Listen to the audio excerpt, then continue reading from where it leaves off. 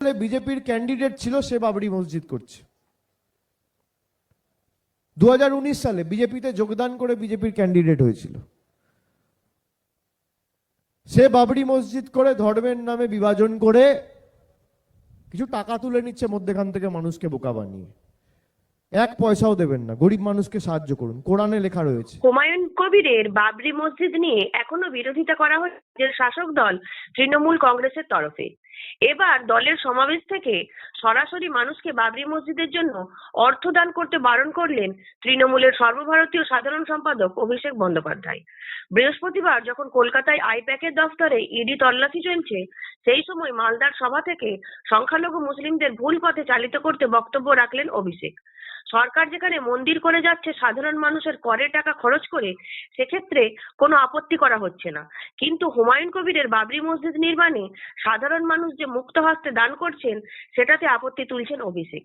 এমনকি সাধারণ মানুষকে বাবরি মসজিদের অর্থ দান করতে সরাসরি বারণ করলেন। অভিষেকের যুক্তি, হুমায়ুন কবির 2019 সালে বিজেপির প্রার্থী ছিল, উনি মসজিদ করবেন না, টাকা নিয়ে পালিয়ে যাবেন। যেখানে ঘটা করে মসজিদের শিলান্যাস করা হয়ে গেল, মসজিদের জায়গা জরিপ হয়ে গেল, বেঙ্গালুরু থেকে নির্মাণ সংস্থাকে মসজিদের জন্য বরাতও দেওয়া হয়ে গেল, 15ই ফেব্রুয়ারি থেকে মসজিদ নির্মাণের কাজ শুরু হবে তার ঘোষণাও হয়ে গেল, তারপরেও শাসক দলের সর্বোচ্চ নেতা বলছেন হুমায়ুন কবিরকে মসজিদ নির্মাণের জন্য টাকা দেবেন না, ওই টাকা গরিব মানুষকে খাওয়ান। বিজেপির ক্যান্ডিডেট ছিল, সে বাবরি মসজিদ করছে। 2019 সালে বিজেপিতে যোগদান করে বিজেপির ক্যান্ডিডেট হয়েছিল। সে বাবরি মসজিদ করে ধর্মের নামে বিভাজন করে কিছু টাকা তুলে নিচ্ছে মধ্যখান থেকে মানুষকে বোকা বানিয়ে। এক পয়সাও দেবেন না, গরিব মানুষকে সাহায্য করুন, কোরআনে লেখা রয়েছে। আসলে বাবরি মসজিদের বিরোধিতা করে হিন্দুদের কাছে ভালো হওয়ার রাজনৈতিক কৌশল অভিষেকের, মুসলিমদের কাছে হুমায়ুন কবিরকে বিজেপির দালাল প্রমাণ করার চেষ্টা। যে কারণে হুমায়ুন কবিরের 2019 সালে বিজেপি প্রার্থীর উদাহরণ তুলে ধরে মুসলিম এলাকায় বাবরির নামে মসজিদের বিরোধিতা করছেন অভিষেক। তবে সেটাতে কোনো লাভ হবে না বলে মন্তব্য করছেন হুমায়ুন কবির নিজে। অভিষেকের এই বক্তব্য নিজের ফেসবুক পেজে পোস্ট করে হুমায়ুন কবির লেখেন, বুক ঠুকে স্বীকার করছি 2019 সালে বিজেপির প্রার্থী হয়েছিলাম। আর কেন বিজেপিতে গিয়েছিলাম জানেন?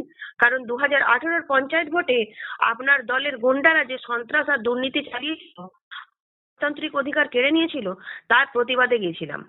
আপনার দলের মন্ত্রী বাবুল সুপ্রিয়র কথা ভুলে গেছেন? এই বাবুল সুপ্রিয়ই তো 2019 সালে আসানসোলে দাঙ্গা লাগিয়েছিল। আসানসোলের শ্রদ্ধেয় ইমাম ইমদাদুল রশিদের 16 বছরের ছেলে সিগবাতুল্লাহকে খুন করা হয়েছিল, আর সেই খুনের 1 নম্বর আসামি ছিলেন এই বাবুল সুপ্রিয়।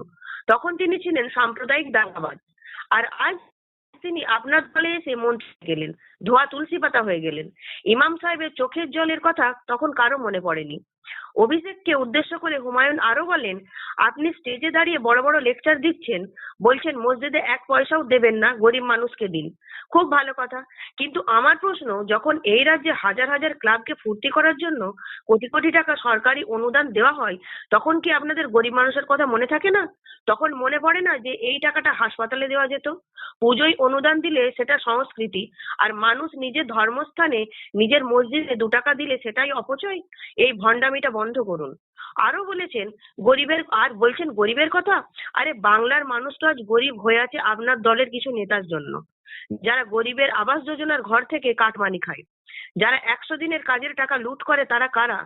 আগে নিজের দলের সেই চোর ডাকাতদের বলুন লুটের টাকা গরিবকে ফেরত দিতে, তারপর সাধারণ মানুষকে জ্ঞান দেবেন। এভাবেই সোশ্যাল মিডিয়াতে অভিষেক বন্দ্যোপাধ্যায়কে আক্রমণ করেছেন হুমায়ুন কবির। আরও আপডেট পেতে সাবস্ক্রাইব করুন বিডি নিউজ।